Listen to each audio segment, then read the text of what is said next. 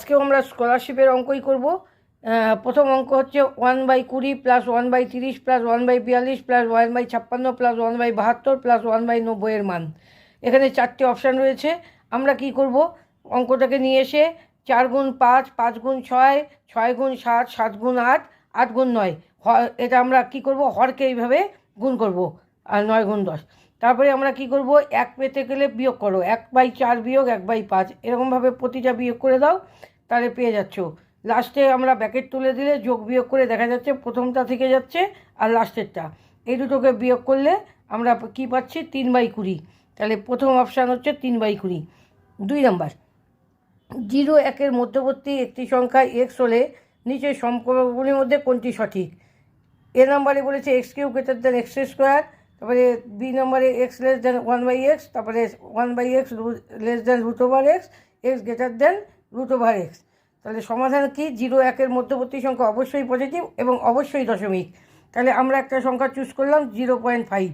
0.5 হলে 0.5-এর কিউব নিলে 0.125 হয়, আর 0.5-এর হোল স্কোয়ার নিলে 0.25 হয়।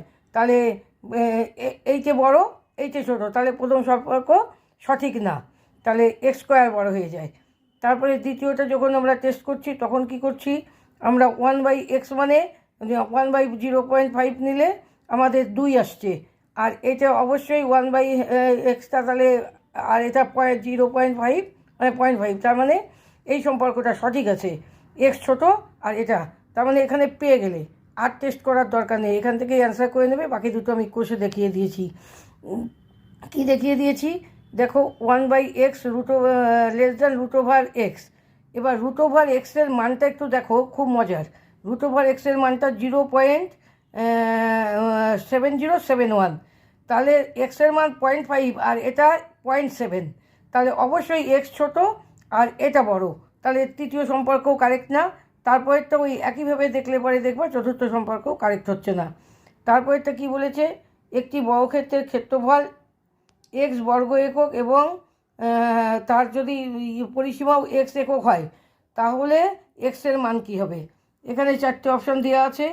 আমরা কি করব, আমরা বর্গক্ষেত্রের বাহুর দৈর্ঘ্য a যদি ধরে নিই, তাহলে a² মানে হচ্ছে তার ক্ষেত্রফল = x, আর পরিসীমা হচ্ছে 4 × বাহুর দৈর্ঘ্য মানে 4 = x। এই দুটো সম্পর্ক থেকে x সলভ করব। এখান থেকে আমরা সহজভাবে কি পাচ্ছি, a = x/4, সেটা এখানে এনে বসিয়ে দাও। বসিয়ে দিলে কি হচ্ছে, ক্যালকুলেশন করলে পরে x = 16 আসছে। ক্যালকুলেশনটা করে দেখানো আছে, দেখে নাও। তাহলে এই ছিল আজকের পড়ানো।